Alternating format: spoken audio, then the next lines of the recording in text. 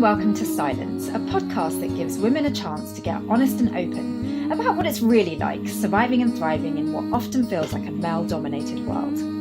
All of my guests have been hand-picked from the fields of science, technology, engineering and mathematics, or STEM, where inclusivity and diversity can be a real issue. I know this only too well, having been a mechanical engineer myself for a number of years. I'm Dr. Shanice O'Mara, now a television broadcaster. I've worked on and reported on some cutting-edge technology and innovation over the years, and through my TV work, I've met some incredibly inspiring women from a diverse range of STEM fields. These women are true trailblazers, and I've often felt so empowered myself by learning what they're like as real people, usually when the TV cameras have been turned off and they're just being themselves. Each week on Scilence, one of these women shares her unique experiences and truth, without the usual pressure and stress of having to promote her accomplishments or uphold her impressive reputation. How? Because all of my guests are deliberately kept anonymous and disguised to ensure that we as listeners are not distracted or maybe even intimidated by all the usual kinds of societal labels and trophies. The women of STEM on this show have amazingly impressive CVs, but most importantly, they're human, just like the rest of us, and I want to share the inspiration and wisdom that I've gathered from them with you. It's my hope that you really relate to what we chat about today, and if so, please do subscribe to Scilence and maybe even rate and review the show. I'd love to have your feedback. This week, my guest is in the field of water and environmental management. Hi! Hi, Dr. Samara. Thank you so much for having me today. It's a real pleasure. I'm so happy that you came on. You're doing so much in STEM and you're really young. How have you managed to fit everything in? Yeah, that's a really great question. It's something that a lot of people tend to ask me, especially students who are younger than me, parents, teachers. They all want to know how I am able to kind of work on projects that are of my own creation and really set aside the time to do that. Something that I've realized is that one of the best motivators is a real intrinsic curiosity and a real desire to just understand how something works or understand why something happens. And the more curious you are about a particular topic, the more likely you are to carve out the time, carve out kind of the resources that you need to be able to dedicate not only mental energy to working on it, but also to kind of spend a really prolonged period of time. So it's really been a journey that has involved so many people around me, not just myself. It hasn't been independent.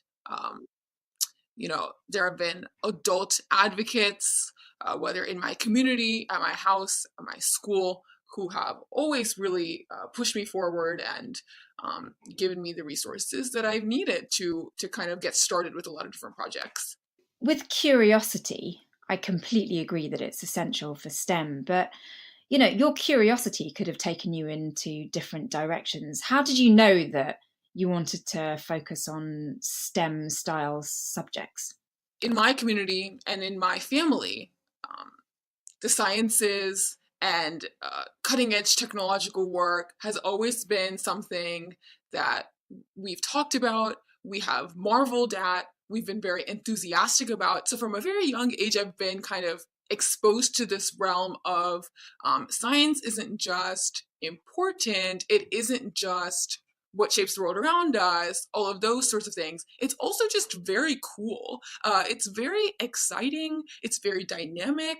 There are constantly new breakthroughs that are occurring and changes that are being made. And the most powerful thing about science is that literally anybody has the capacity to help make those changes. And I think that is what really attracted me to STEM as a whole, is that there are so many avenues, there are so many fields, really narrow and really broad, and that if some things don't pan out, if some things don't work out, there are always new things to try and new avenues to approach.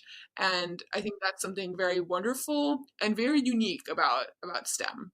Gosh, that's such a refreshing perspective, because I think some um, students, young people, get put off by STEM because they feel like they've got to be good at math, or, really sort of like logical and methodical. But you make it sound like, anyone can do STEM.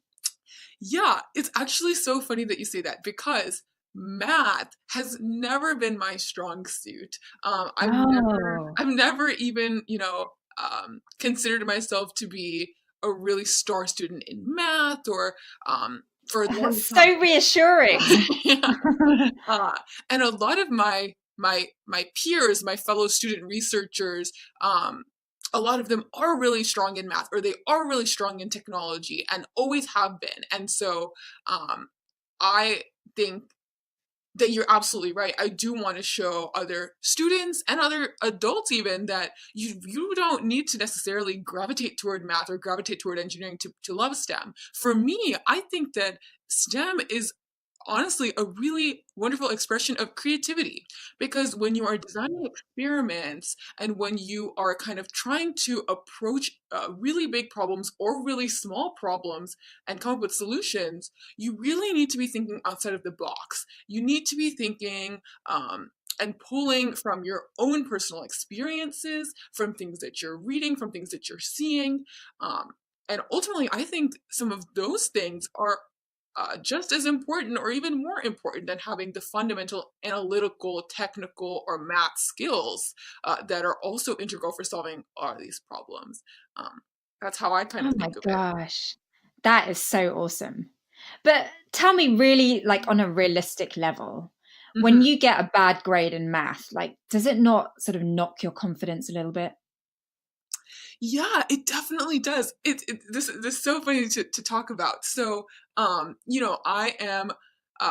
going to be going to college in a year, and I haven't decided exactly where yet. But I was looking at some of the courses at some of the universities that I might be going to, and their math requirements.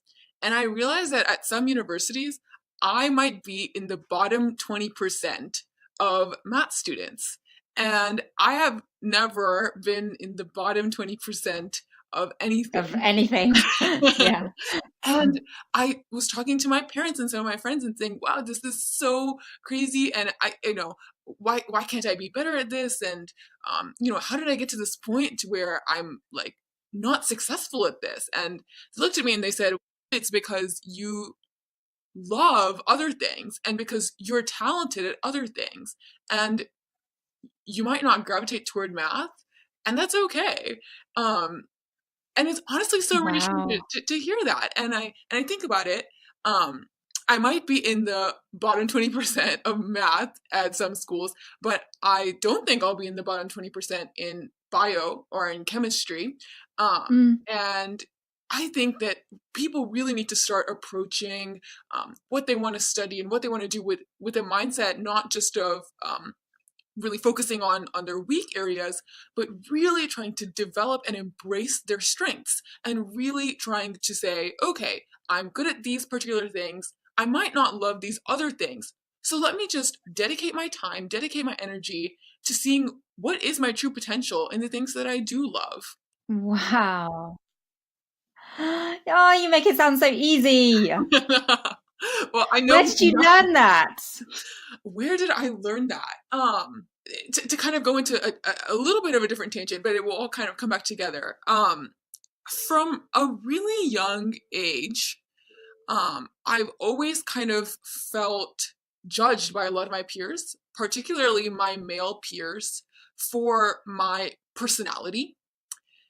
And at a very early age, maybe in the sixth or seventh grade, so when I was 11 or 12 years old, um, I went through a phase where I was really insecure about my personality, about being extroverted, about being talkative, and being pretty opinionated.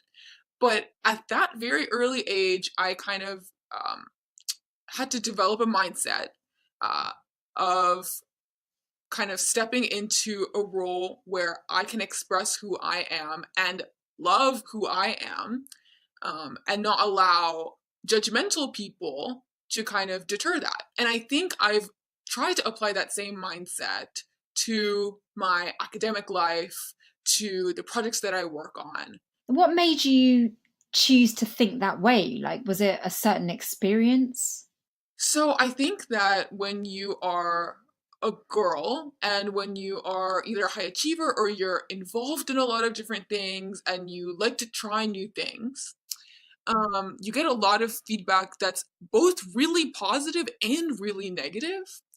And for me, I think I was very fortunate that the positive influences in my life, most especially my teachers and my parents, but also a few of my peers, I think I was really lucky that they cared enough to really emphasize that all of the negativity that I was receiving on the other end um, was really a product of, a multitude of things, but, jealousy as well as kind of uh, uncertainty at the fact that I really was the only girl trying to participate at such a high level. So, Other people's fears, in other words. right. And just like unfamiliarity with the situation, unfamiliarity with how to handle a team full of boys and then one girl. How would that dynamic work? The other boys, I Wow. can't really fault them now looking back. I can't fault these 11-year-old boys for not understanding how to handle that dynamic because they had never experienced it before. And a lot of their parents had never really experienced that before either. So they didn't know what to, or how to really address that with their children.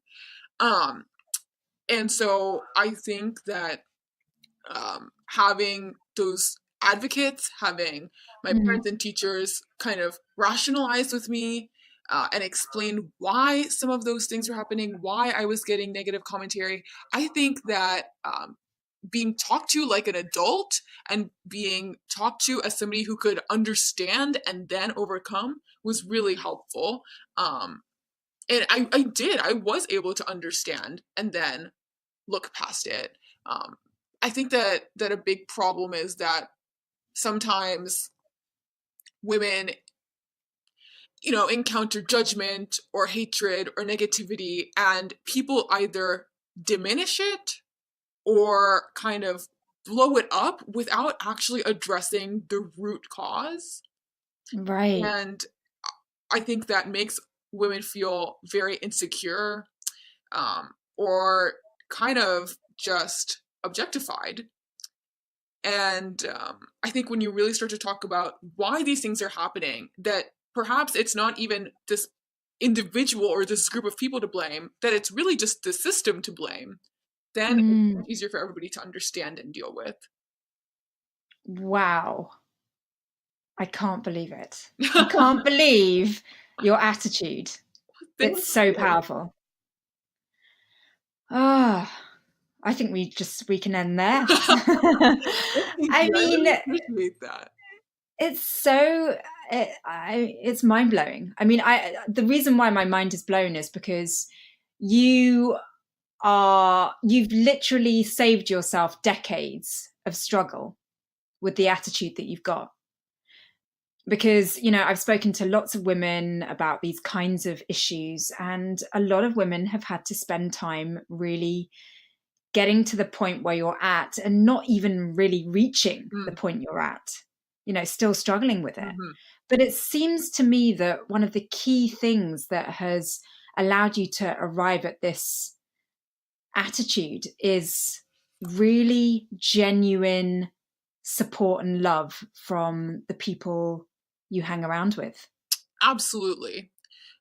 One thing that I realized only a few months ago was that I did not understand the concept of sexism. I did not understand that there was a difference between the sexes until I went to school and until I grew up a little bit, because I was so fortunate to be raised in a household where both of my parents are so kind of, both my parents treat their children completely independent of their gender, all the opportunities presented to my siblings and I, all the ways in which we have conversations in our household, have literally nothing to do with our sex, with our gender.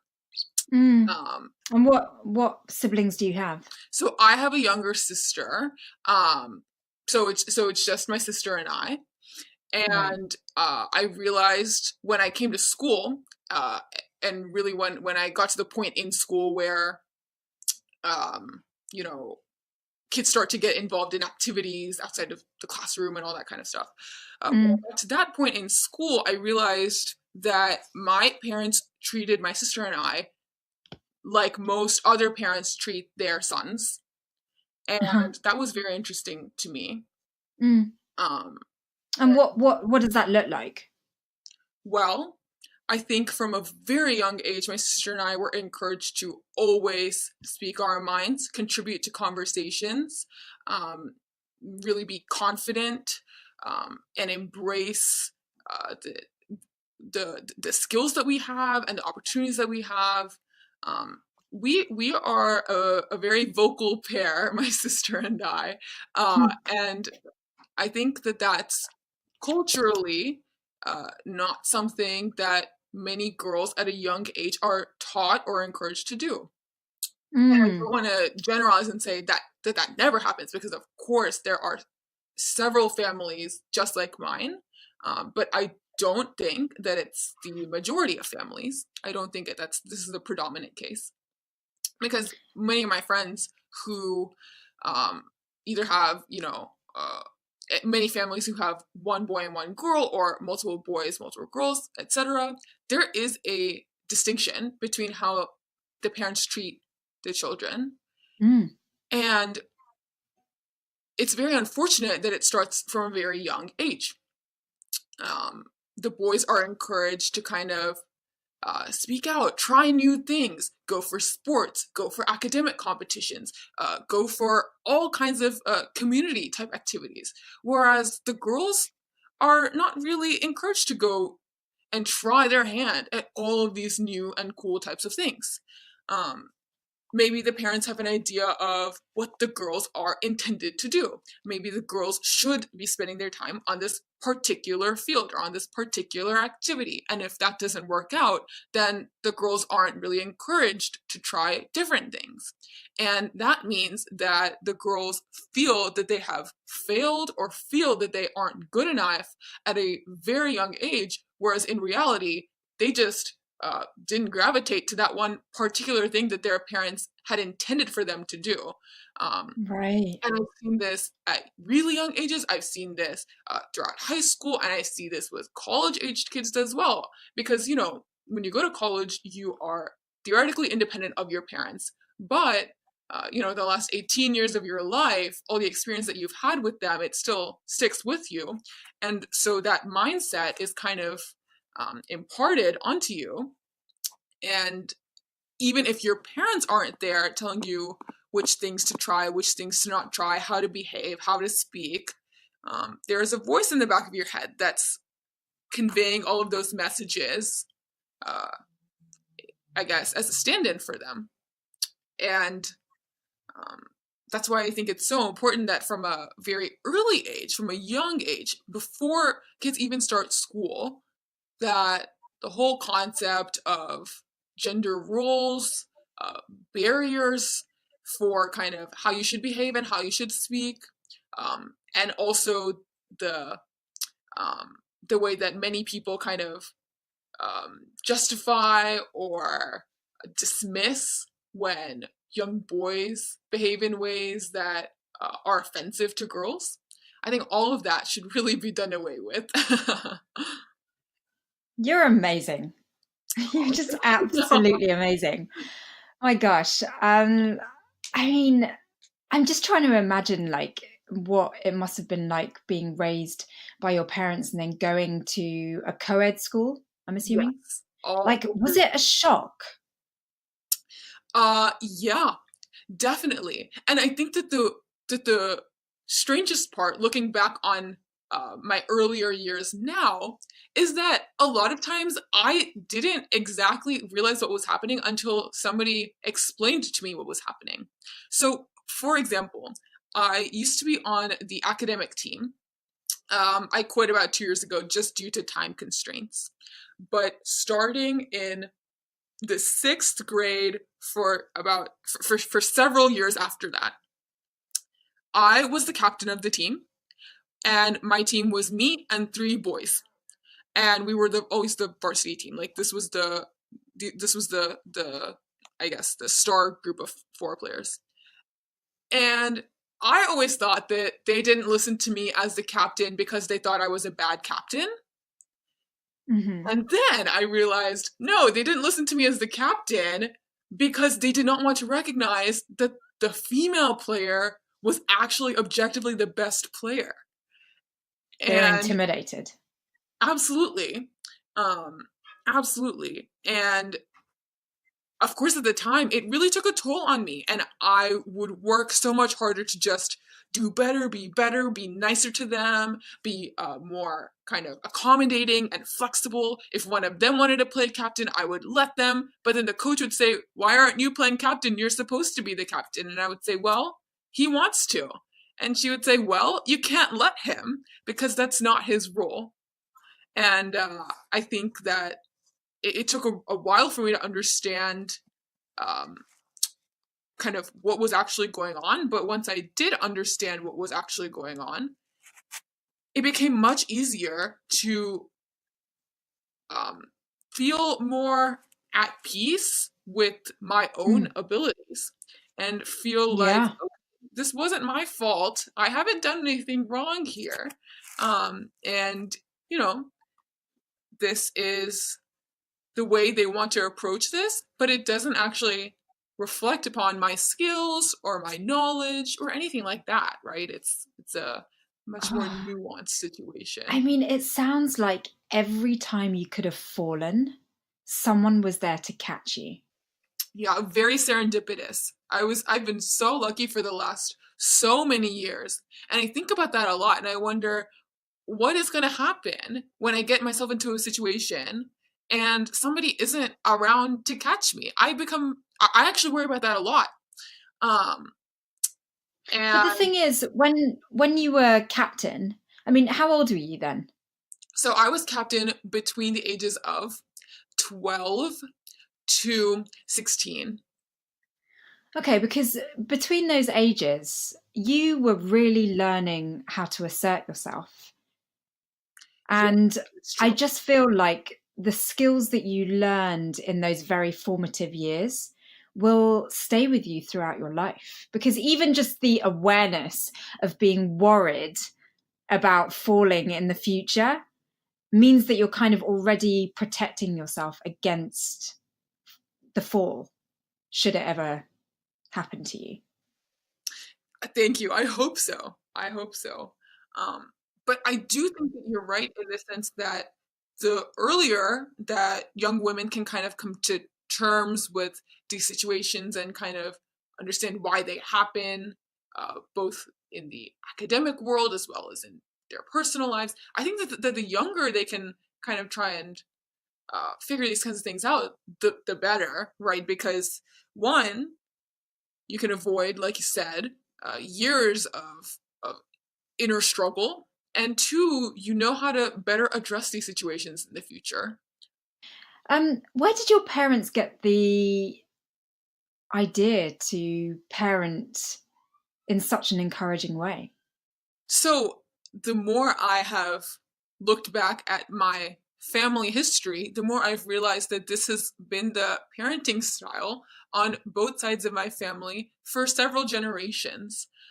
So I was lucky to be born into a family where, for a very long time, before there was any concept of even um, women really working in the professional sphere, women having independence, that my family has always kind of tried to incorporate that. So, for example, um, my paternal grandmother, she was one of the first female lawyers in all of India, and that is a really amazing thing. She went to London to get um, to get her law degree, and she left on a boat. She went for a few years, never looked back, and only returned upon getting her degree. And then on my other side, my maternal grandmother, she has a doctorate degree, which is also very, very rare, especially when you think, you know, 50 years back, things were very different, especially in a developing country. Women's rights, especially in the academic sense, were not very progressed. And so their parents encouraged them to kind of seek out these opportunities, pursue them, not to be deterred. Uh, and so that mindset has been passed on generation to generation. So my parents, my mom herself is a very strong, confident, hardworking, um, and just extremely, I would say, kind of inspirational woman. Like she is a very strong force in our community, and she does a really great job bringing lots of people together and speaking up for underserved people. And she's, of course, been the strongest role model in my life from a very young age. And even now, she she really somehow, I'm not sure entirely how she works her magic, but somehow she is able to kind of run our family. She's able to run a company. She is able to facilitate things in our community. And seeing her drive has, of course, inspired my own. What culture have you grown up in? Because I want to switch cultures to yours. So both of my parents are from India. My mom is from southern India. My dad is from northern India, but they both grew up, you know, in big cities. So they're both kind of they both grew up, I would say, in slightly more uh, grungy environments, because when they were growing up, India was rapidly developing and urbanizing, and so it was a very interesting. It was a very interesting time for them. Um, but so they're from very different cultural backgrounds, which has been nice. I actually find that quite surprising because Asian cultures, I assumed, had women in very subordinate roles. That's right, and that is traditional. That is typical. Um, and it's been very interesting to kind of compare the way my family operates with the ways that other Indian families in India, as well as Indian American families, operate, because they are quite different. And something that I notice very frequently is that um, my mom is one of the only women um, at Indian community events or Indian dinner parties who is invited to and allowed to really socialize with the men, have deep and more substantial conversations with the men. And that is so strange to me. But I mean, I can see why that is. My mom fulfills a traditionally male role, but she is the CEO of a company. So both of my parents are entrepreneurs, and they have both um, dedicated, I would say, equal amounts of time to their own professional lives as well as to our family's well-being, which is a really lovely thing to see. It's something that I hope to bring to my own family one day. But she's one of very few women who do that in our community, and therefore there is a little bit of uh, uh, a difference between how she is viewed by the men versus how a lot of the other moms are viewed by the men. What you're talking about is so fascinating because I really do think that women's assertiveness is directly correlated to how they're raised, and how we're raised is directly correlated to generations of attitudes, really. And it sounds like the reason why you have such strength of character and so much self esteem and confidence is because of generations of that being modeled to you through your family. Yes, I would definitely agree. I would definitely agree. And I think that um, it's very unfortunate that lots of young girls don't have similar situations, don't necessarily have similar role models in the home, because I do think a lot of character building starts with the family. But I think that's why it's so increasingly important for teachers to start stepping into that role, other community leaders, other advisors, um, because it doesn't necessarily need to be from your mother or your father that you learn all of your values, right? That is a great starting point. That's a great stepping point.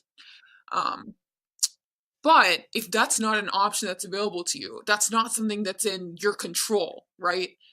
You can't change who your parents are. You can't change where you live, what kind of a household you're in. And that's why I think that the other people who we see on a day to day basis in our schools, in the other aspects of our lives, in the clubs and activities that we get involved with, I think that they play a very instrumental and integral role in Mm. shaping our values, shaping our sense of self. So, I mean, when you are seeking out good people to be around, what are you looking for? I mean, are you even conscious that you're looking for the right people to hang around, or does it just naturally happen? Yeah, that's a really good question. So are you asking more about like my peer group and my friends or more about like mentors? I'm just trying to establish whether you're just really lucky being around some amazing people who are extremely supportive and encouraging, or whether you actually consciously make an effort to make sure you're surrounded by um, motivating and inspiring individuals. Oh yes. Okay. So, um for many years this was one of my biggest challenges. And honestly, it is still one of my biggest challenges today. I feel like if we just talk about numbers of people, the number of people who um, dislike me, dislike my success, and would prefer to bring me down far exceeds the number of people who do want to help me, encourage me, and support me. So that makes me very thankful for those who do. One thing that I have found to be um, really helpful, at least in a school environment, is actually to become friends with people who have very dissimilar interests from me, who are involved in things completely unlike me, maybe who um, aren't even particularly interested in academics or aren't interested in kind of doing the same kinds of extracurricular projects that I am, because that means that the basis for our friendship isn't something that could easily be turned into a competition. The Mm. basis for our friendship is instead more personalistic things, like we enjoy going to nice restaurants together, or maybe we enjoy going out to the park in the summer times together, and we do things that don't really allow for a basis of comparison, which leads to then jealousy, which leads to competitiveness and animosity. So that's what I tried to do. And a lot of my friends, some of them are not very academically oriented, but a lot of them are. A lot of them are high achievers, just not in the things that I am interested in. And that honestly See, adds a lot of diversity to our friendships. yeah, and that totally makes sense. But when I look back on my friendships when I was at school, I became friends with people I was in competition with because I wanted to be positively influenced and I wanted to like push myself harder by kind of, it wasn't a vicious competition. It was more just like a healthy spurring each other on. Yeah. And so I think there are different kinds of competitiveness, and some competition can be really healthy and encouraging, and at the end of the day is not rooted in any kind of malicious feeling, and it's just rooted in wanting to do the best that you can. My school is not that kind of competitive. It is the kind of very toxic, very self-serving, very negative competitive. And I think it's really important to differentiate between the two, because the first kind is, I think, the kind of competition that you find. I found that kind of competition, the very healthy version, at a lot of the science fairs that I went to. But I have not found that kind of encouraging competition at my school or in my community. And I really do want to get to the root of how that same kind of competitive attitude can become twisted in different ways. Um, and I don't have an answer for that at all. But I do think identifying that is important, because in some senses, you want to lean in. You want to kind of immerse yourself in that. And in some places, you want to get out and you want to kind of find other avenues and find other people. I'm curious to know about your sense of self because you must have a really strong sense of who you are to not get influenced by friends of yours that have entirely different interests. Because let's just say someone was really good at dance or really good at art. Mhm. Wouldn't you kind of look at them and think, oh, I want to be like that? And get kind of Mhm. like Mhm. slightly swayed by that and maybe a little bit even distracted. So sometimes I definitely find myself comparing the things that I do to the other really cool things that some of my friends do. And I question whether my skills and my talents are as valuable as theirs. And that can be a very tricky game, because um, it really can be a hindrance, and it can hurt your sense of self when you start to compare two completely disparate fields, right? If my friend is an artist, or if my friend does something with music, um, there is really no sense in comparing anything that I do to what they do, because there is so much opportunity in this world, um, that ultimately everybody's skills can find a place to call home. Everybody can find a place in the world where they can really contribute constructively to society and be a really positive force. And I Mm. try to focus on that. I try to focus on the fact that my friend and I, although we might do completely different things, although the things that she does might be amazing, that her talents are going to be put to use in a different place than mine will. And ultimately, even if what she does is on a bigger scale or maybe reaches more people, we're both going to be contributing positively in some kind of way. Do you reckon that comes from growing up with a sister? Yeah, I think that growing up with a sister has shaped that quite a bit, because she and I are extremely different. She is very um she's very creative, she's very artistic, and she and I we're both confident, but I would say in very different ways. For example, I always have been a really big perfectionist, and I really take pride in the results when I work really hard, watching things pay off. And then I take pride in the way things end up. But my sister, on the other hand, takes pride in the journey. My sister takes pride in the process of getting from point A to point B. And if point B doesn't turn out so perfectly, she laughs it off and she says that's completely fine and I'm going to do something different tomorrow. And I've learned a lot from her. I've learned so, even though she's younger, I never want her to hear me say this, but I have learned a lot from her way of thinking about things, because she genuinely believes that if she put in the work, if she tried her best, then that is all she could have done. And that's really the best reward she could have asked for.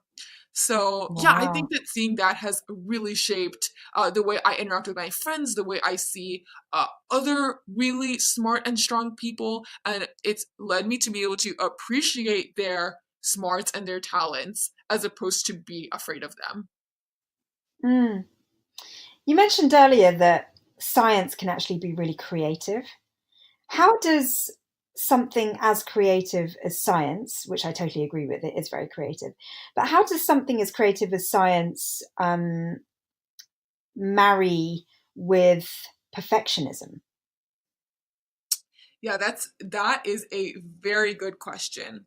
So when you look at, research that comes out of universities and out of big labs, of course it's had to be repeated so many times by so many people down to the tiniest detail. Everything has to be just right, especially when you're thinking about products that are going maybe into the field of medicine, interacting with real people. Of course, they need to be proven to be safe.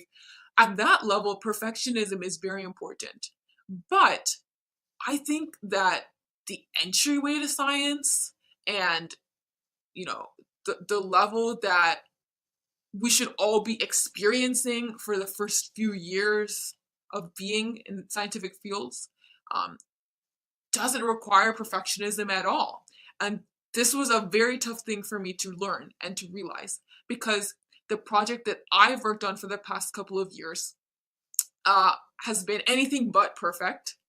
It is a project that I worked on in a maker space. So I used, kind of ragtag materials and supplies. And if things didn't work, I would find random supplies in my house or at that maker space to kind of fix them up. And I kept getting hung up on the fact that this is not how a manufacturer would do it. This is not how a real scientist would do it. This is not how somebody in a lab would do it.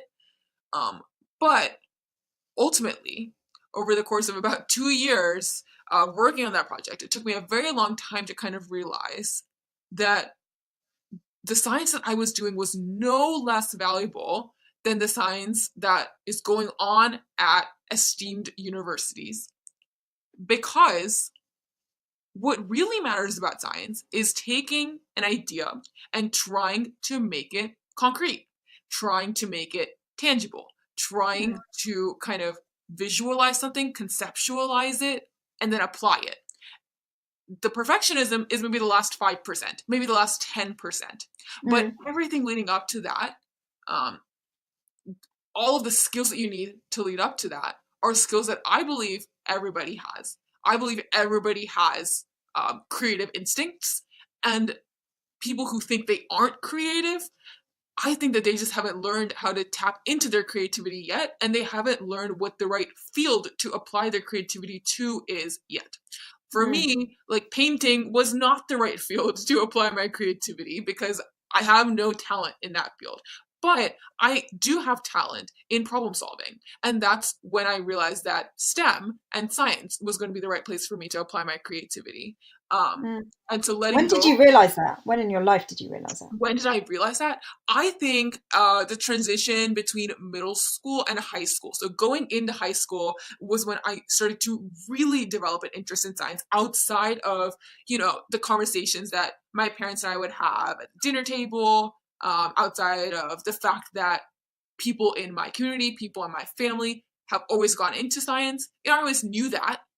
And I always thought it was fine, but I never really found that intrinsic interest until I was going into high school, because that was a point in my life when I was transitioning and I wanted to approach this new school, this new system with my best foot forward.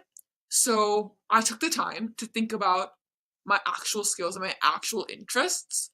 And what I came up with was that I liked looking at big problems, breaking them down, thinking about how they affect the world, and then trying to come up with creative solutions to them. Very general, right? This is a very like vague and general. Yeah, so although that's a very generalistic idea of what I like to do, I thought that science would be a really cool way to exercise that. Mm. So, how has the perfectionism in you helped you and how has it hindered you? I think that perfectionism has helped with my sense of perseverance and diligence. I think that being a perfectionist has meant that I don't tend to be okay with a halfway finished product, that I really want to see things through to the highest level that I can take them. So I think that's very helpful, but it has hurt me because um, I actually struggle with a lot of anxiety. And I think perfectionism has played into that in some ways.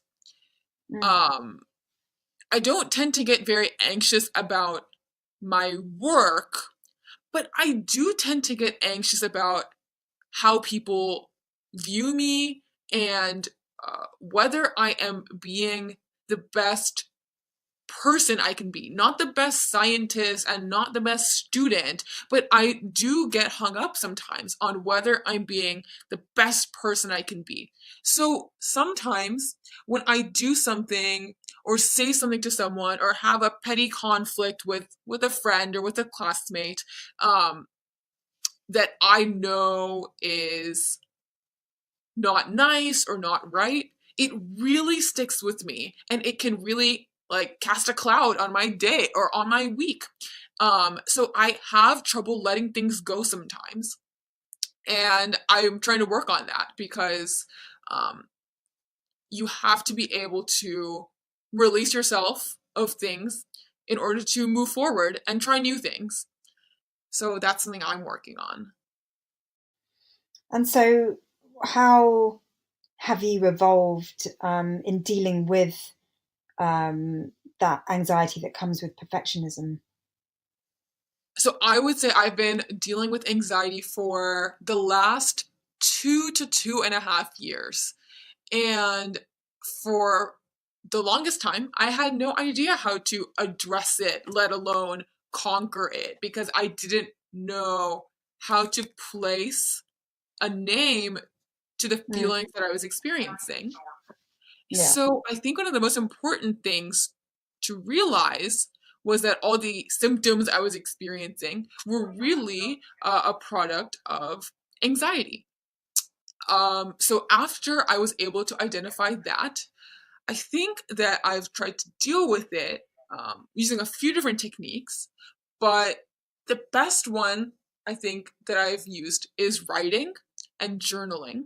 I try to write every day because when you write out your experiences, your thoughts, your feelings, when you put them all on paper, they actually become a lot more realistic and you can see how you might have blown things out of proportion in your head, how the issues you're thinking about are actually not as huge as you might have thought. They're not as unapproachable as you might have thought. And they're actually things that you can deal with. So I think that journaling and really chronicling what I'm doing and how I'm feeling about those things has really helped me tackle that issue. And so, given that you've got tools to kind of grow and mature, really, really strong tools, I must say, um, have you then sort of formulated a plan of how you want your life to turn out?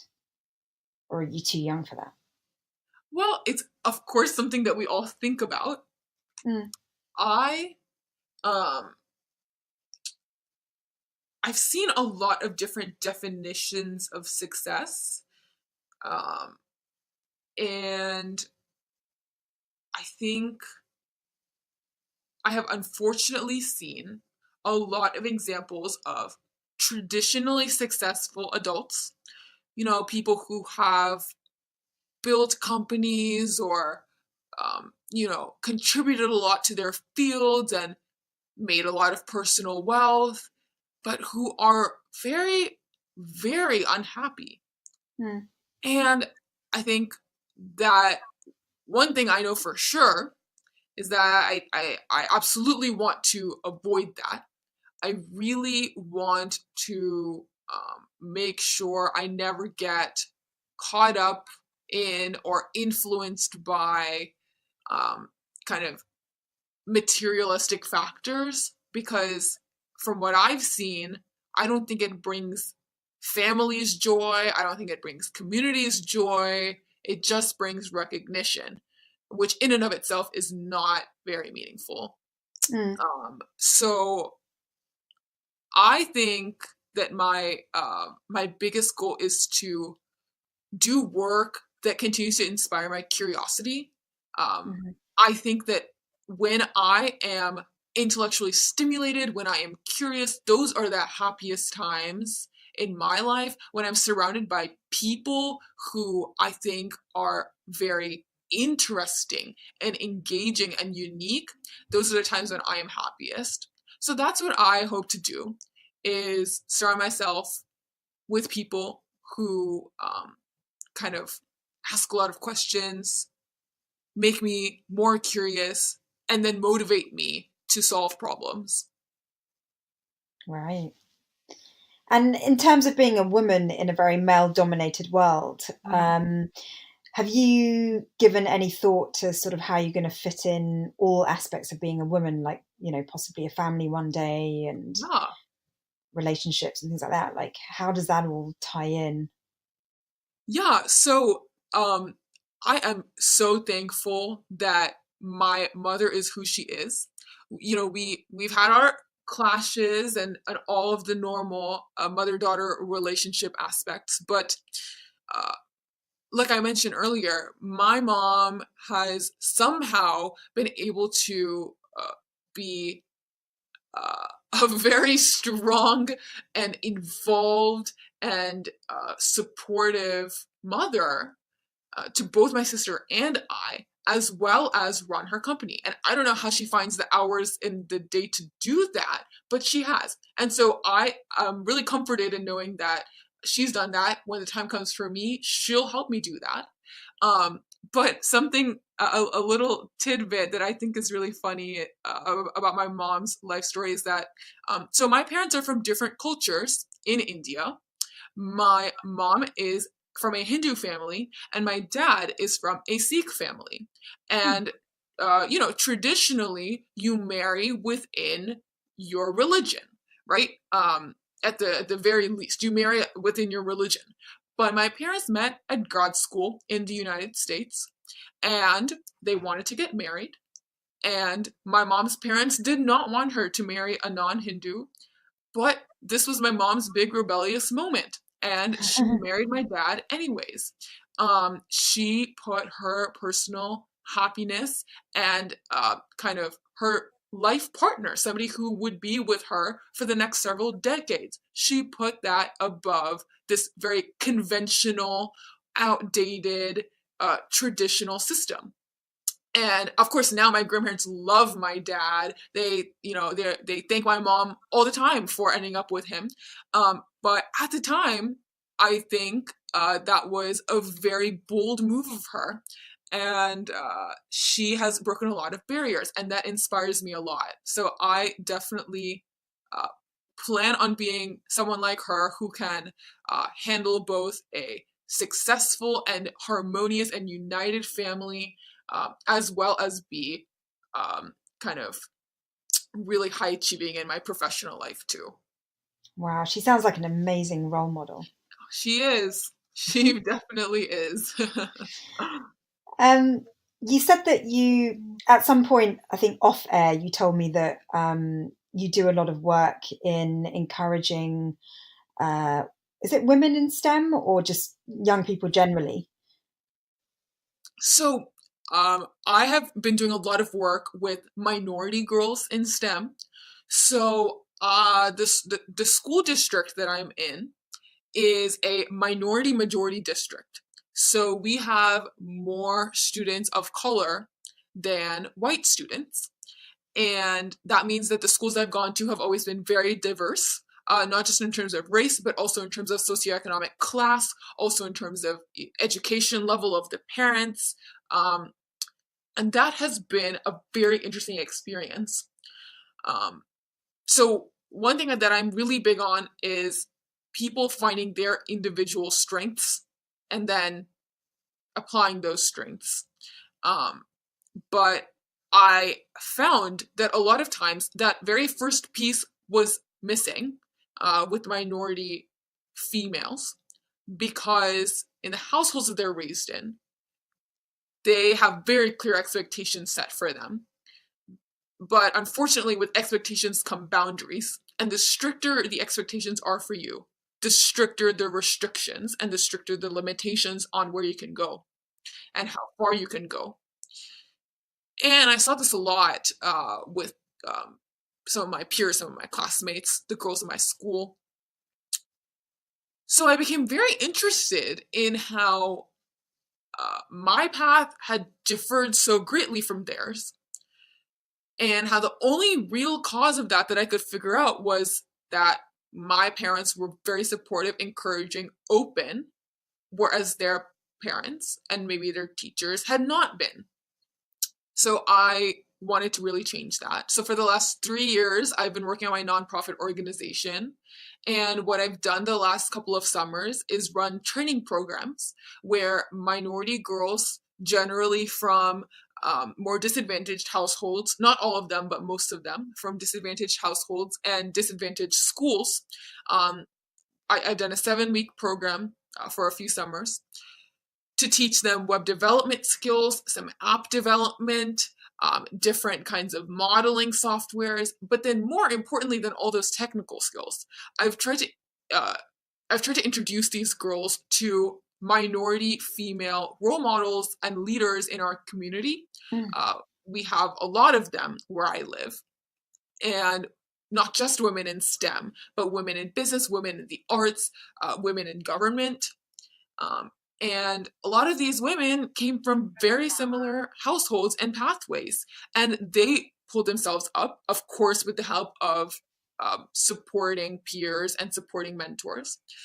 So I've tried to foster this relationship, and it's been a very rewarding experience for me and for everybody involved, I would hope, but really for me because it's really validated my belief that with a little bit of support and encouragement, any young girl can learn a lot and do a lot, because the girls don't just learn these skills, they are then so basically I set the girls up with small businesses in my city, and they work with these small businesses to develop websites for them, to develop applications for them, and they can do it, they can do the real work. Just because they haven't been given the opportunity before doesn't mean that they can't do it now. Mm. So I've really loved working on this organization. It's taught me a lot about how to bring a community together, how to lead in a community, and kind of how to how to uplift the people around you Mm. when they really need it, and just give them a push, because I think once you get a push, uh, the rest is very much self-propelled. Yeah. I mean, that's been a strong theme throughout our conversation today is you're such an advocate for receiving encouragement and support from kind of mentor type figures. But Yeah. in your work with these minority women in STEM, are there common themes, no matter what STEM subject they're taking, that kind of highlight themselves when working with these groups? Like, are there common sort of like issues or sort of dysfunctional beliefs about themselves as a minority that holds them back?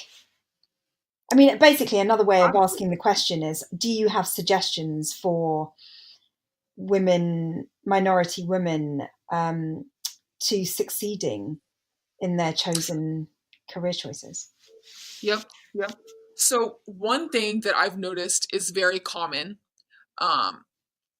is, and I don't, this is just from a small sample size of the girls that I've worked with, but it's that in a lot of disadvantaged homes, the parents have so much to deal with their own problems, with, kind of managing the family,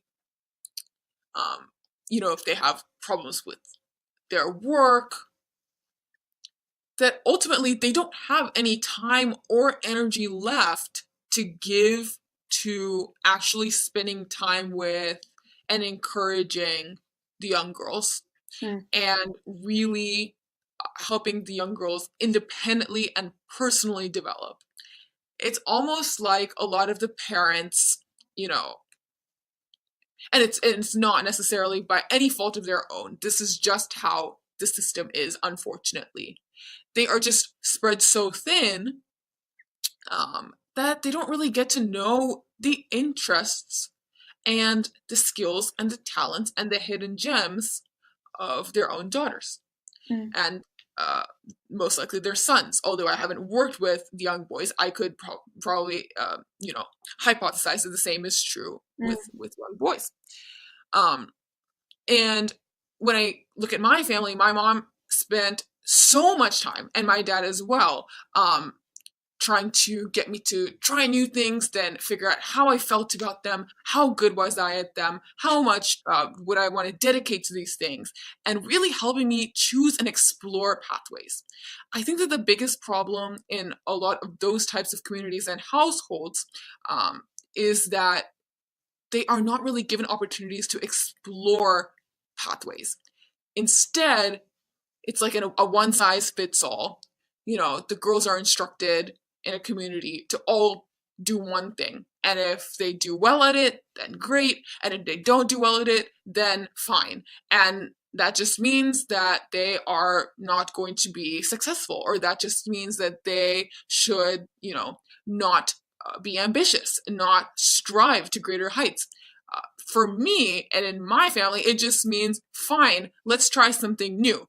But in a lot of these families, it means, fine, you should just give up, take the back seat. Yeah. And I think that's really, that is really the biggest problem. My biggest advice to young girls, although I think that they really need to hear it from their parents, or if not their parents, from their teachers, is that when one thing doesn't work out, that is not a predictor for how the next thing is going to work out, or the next, or the next. A lot of the things that we try are very independent from one another, and there are a whole set of circumstances that can influence whether an opportunity goes right or whether it goes wrong. And I think that one setback or even one failure should not be taken as a predictor for the next opportunity. I think that this is a problem, or really a faulty mindset, not just amongst minority young girls, but girls everywhere, that if they mess up at one thing, it speaks to their lack of capabilities in all things. And that's not true at all. You don't generally see boys thinking about things that way. Generally, when something doesn't work out too well for a boy, they easily brush it off and just go into the next thing, because that is a sort of culture that they are raised in. They are raised in a way to kind of explore a bunch of new things and always be searching and always be striving. And girls just aren't. Girls are shown that should maybe try your hand at something, but if it doesn't work out, then it didn't work out, and that's that. I really want to deter that. Wow. Well, what an amazing note to end on. It's so inspiring and so wise for your years. I mean, I feel utterly uplifted talking to you, and you've made so many things that were very fuzzy for me extremely clear. Thank you so much for coming on the show. It's been a pleasure. Thank you so much for having me. This was a really great conversation. That's it from my STEM guest this week. What an incredible human being. I literally feel uplifted and motivated to take a good hard look at my attitude and ask myself what it is that I really want to do with my life and what I want to try next. I mean, the positivity that came out of my guest today was just unbelievable. Thank you so much for listening. Don't forget to rate and review the show, and catch you next week on Scilence.